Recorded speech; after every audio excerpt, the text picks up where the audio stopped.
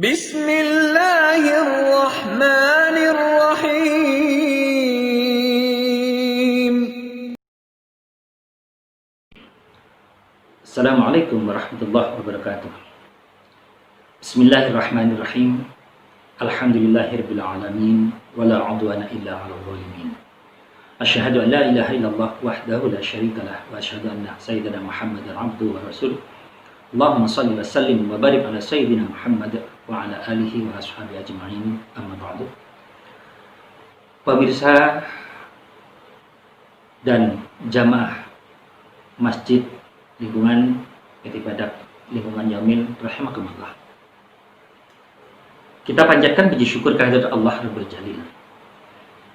Karena dengan nikmat yang sangat luar biasa yang dilimpahkan kepada kita, tentunya sebagai hamba yang tahu diri, syukur adalah merupakan satu-satunya yang harus kita lakukan atas segala nikmat dan karunia yang Allah berikan kepada kita. Kedua kalinya salawat salam kita sanjungkan kepada Rasulullah SAW dengan penuh harap semoga kelak di yaumil qiyamah kita senantiasa mendapatkan syafaatnya. Jamaah rahimakumullah, kali ini saya akan melanjutkan kajian kita tentang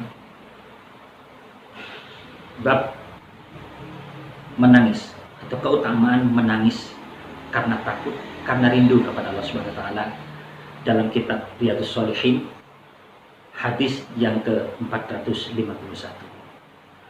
Sebelum kita memasuki hadis tersebut, maka coba kita perhatikan beberapa ayat Allah tentang bab menangis ini. Ternyata di dalam Al-Qur'an ada beberapa ayat yang Allah SWT membolehkan kita menangis. Bukan hanya ketika kita sedang dalam keadaan di luar sholat, bahkan di dalam sholat pun tidak menutup kemungkinan untuk kita menangis. Nah, mana dasar-dasarnya? Yang pertama kita lihat, ternyata salah satu ciri orang beriman itu di dalam surah Al-Anfal ayat yang kedua disebutkan begini. A'udzubillahi minasyaitonir rajim. Innamal mu'minuna alladzina idza dzukirallahu wajilat qulubuhum wa idza tuliyat 'alaihim ayatuhu zadatuhum imana wa 'ala rabbihim yatawakkalun. Pada ayat ini Allah menegaskan, sesungguhnya orang-orang beriman itu adalah orang-orang yang apabila disebut nama Allah, wajilat qulubuhum, maka bergetarlah hatinya. Wa idza tuliyat 'alaihim, dan apabila ditunjukkan kepada mereka ayatuhu, yaitu tanda-tanda kebesaran Allah, zadathum imana, maka semakin bertambah keimanan mereka. Wa 'ala rabbihim, dan hanya kepada Tuhannya lah mereka itu yatawakkalun, senantiasa berserah diri. Kemudian pada ayat yang lain Allah juga menyampaikan dalam surah Al-Isra ayat yang ke-109, wa yakhiruna lil adqan yabkuna wa yazidahum khusyu'a. Dan orang-orang yang beriman itu sama menyungkur dengan dagunya sambil menangis, dan Al-Quran itu menambah ketundukan mereka kepada Allah Subhanahu wa taala.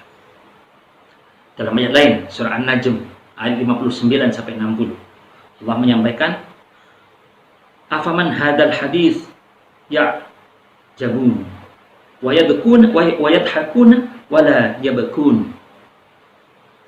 Adakah dari pembicaraan Al-Quran ini engkau semua menjadi heran, lalu engkau semua ketawa dan tidak menangis? Ini adalah merupakan rangkaian-rangkaian tentang betapa agungnya Allah, betapa firman-firmannya sangat benar dan sangat hak. Sampai-sampai di dalam keterangan ayat-ayat ini ditegaskan bahwa orang-orang yang beriman itu pasti memiliki ciri apabila dibacakan ayat Allah, dia semakin bergetar hatinya. Apabila ditunjukkan tentang kebesaran Allah, maka dia akan semakin bertambah keimanannya. Jadi kalau ada orang saat ini yang sebaliknya, dibacakan Al-Quran biasa saja, ditunjukkan kebesaran Allah biasa saja, maka dia tidak bergetar hatinya. Jangankan sampai menangis, bergetar pun tidak. Jangankan bertambah keimanannya, tergerak pun juga tidak. Maka berarti patutlah kita mempertanyakan kondisi keimanan orang tersebut. Nah, untuk ini jamaah rahmatullah, maka ayo kita sekarang lebih banyak meningkatkan keimanan dan ketakwaan kita kepada Allah. Salah satu di antaranya adalah sering membaca Al-Quran, memperbanyak zikir kepada Allah.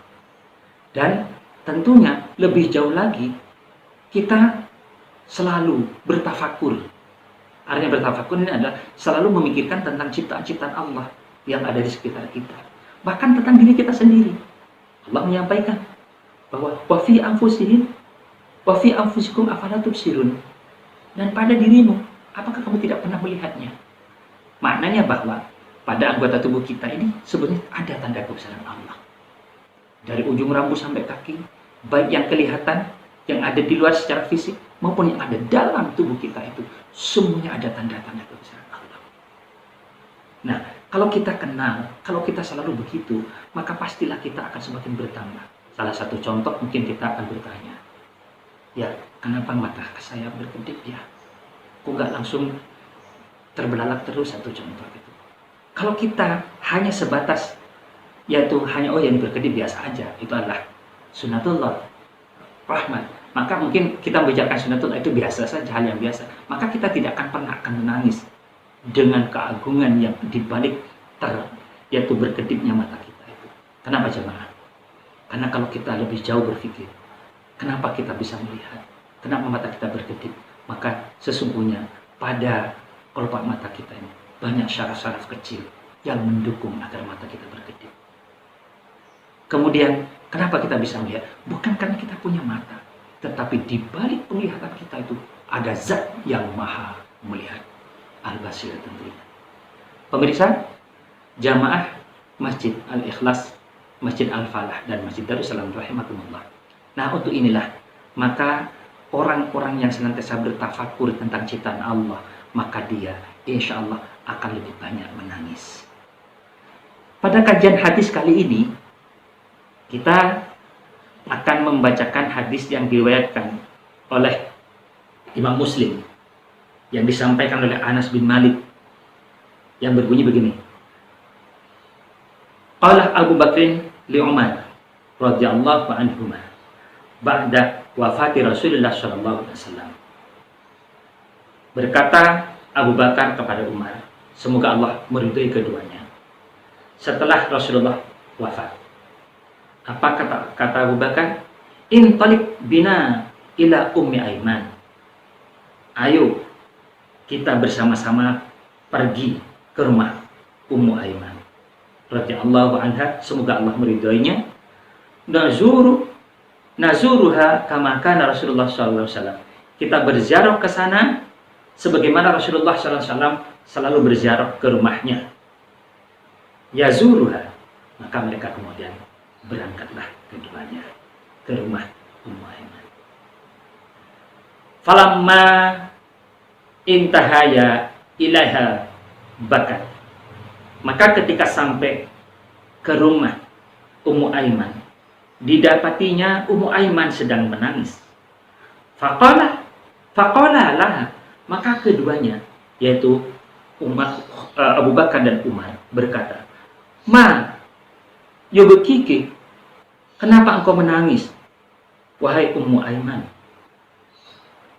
Ama ta'lamina annama indallah ta'ala khairul li Rasulillah sallallahu alaihi wasallam.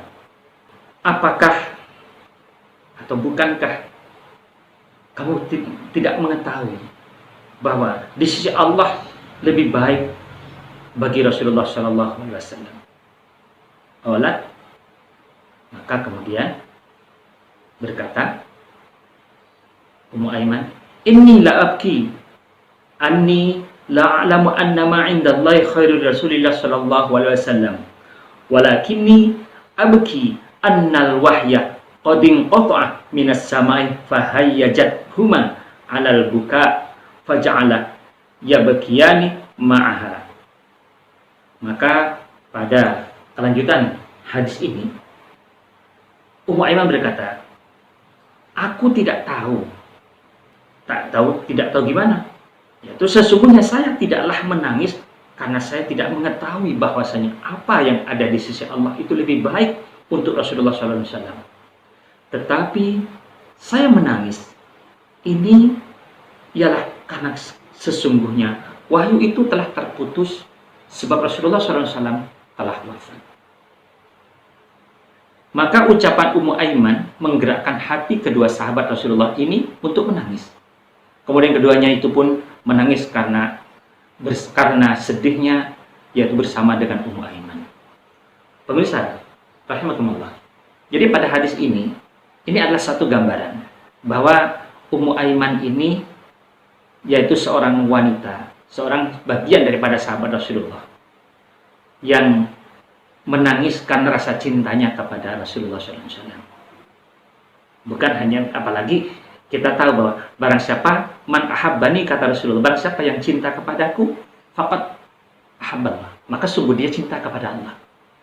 Artinya bahwa Ummu Aiman sangat cinta kepada Rasulullah.